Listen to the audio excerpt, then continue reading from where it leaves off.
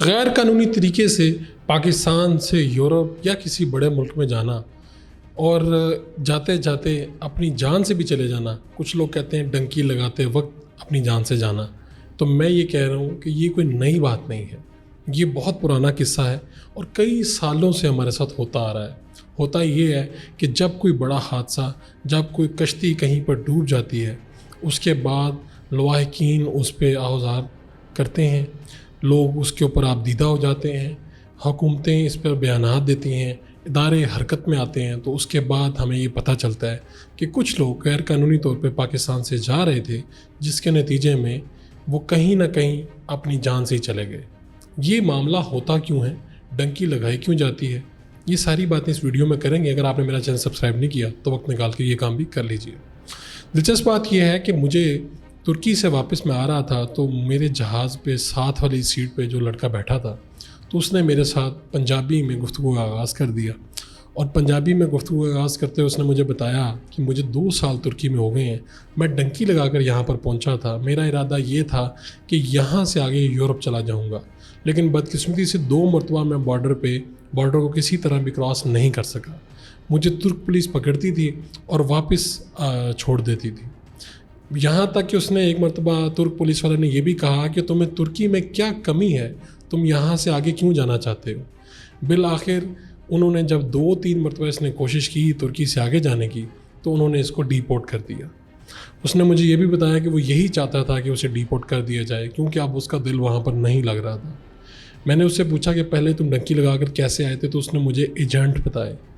وہ گجرات کے قریب کہیں کے رہنے والا تھا اور اس نے ایجنٹ اور ان کا پورا طریقہ کار بتایا۔ اس نے یہ بھی بتایا کہ وہ پیدل کتنے 100 کلومیٹر 1000 کلومیٹر چلتے چلتے ترکی تک پہنچا تھا۔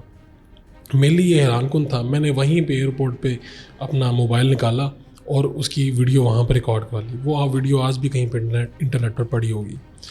آپ یہ جان کر حیران ہوں گے کہ گجرات اور منڈی بہاؤدین کے کئی محلے ایسے ہیں، اگر آپ وہاں پہ جائیں تو وہاں پہ ہر گھر میں 1 یا 2 افراد ڈنکی لگا کر یورپ ضرور پہنچے۔ یہ یورپ اور ڈنکی لگا کر جاتے کیوں ہیں؟ حالانکہ آپ یورپ، امریکہ، کینیڈا کسی بھی جگہ پر پیسے دے کر باقاعدہ قانونی طریقے سے بھی جا سکتے ہیں، لیکن ہمارے لوگ غیر قانونی طریقے کو کیوں ترجیح دیتے ہیں؟ ایک تو یہ کہ یہ ایجنٹ جو ہیں ان کا پورا جال بچھا ہوا ہے۔ یہ لوگوں کو بتاتے ہیں کہ آسان طریقے سے آپ 10 دن میں وہاں پہنچ جائیں گے۔ پہلی وجہ یہ کہ یہاں سے جاتے کیوں ہیں؟ معاشرتی ناہمواری کی وجہ سے یہاں سے جاتے ہیں۔ یہاں پر آپ کو پتہ ہوگا پاکستان کے پنجاب کے خاص طور پہ کچھ علاقے ایسے ہیں جہاں پر بڑی بڑی کوٹھیاں بنی ہوئی ہیں۔ اگر آپ ان کوٹھیوں کا پوچھیں تو آپ کو پتہ چلے گا کہ ان کی گھر کا کوئی نہ کوئی فرد باہر ضرور ہے۔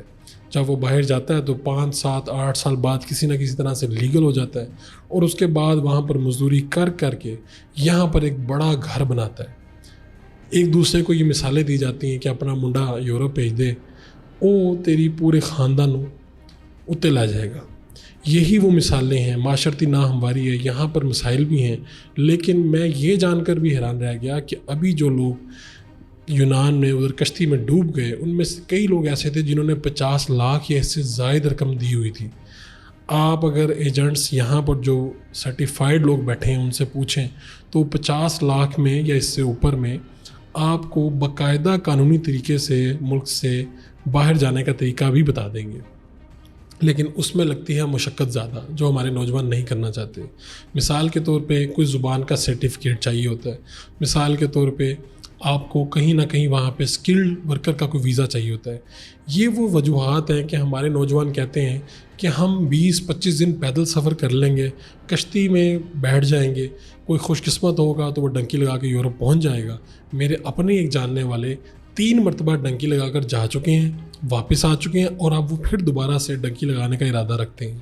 کچھ لوگ جو اس ٹیسٹ میں پاس ہو جاتے ہیں ان کا جو کانفیڈنس لیول ہے وہ بہت اوپر چلے جاتا ہے، لیکن بدقسمتی کی بات یہ ہے کہ ہمارے سامنے ہر 2 ماہ بعد، ہر 6 ماہ بعد یہ قصے آتے ہیں۔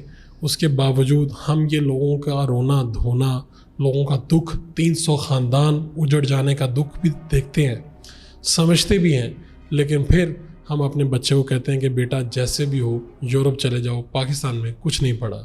ان کو بھیجتے وقت یہ یاد رکھیے کہ نہ صرف بیٹا جائے گا، ہو سکتا ہے کہ بیٹا جب واپس آئے تو اس کے جو جسم میں جان نہ ہو، اللہ نے کے بعد.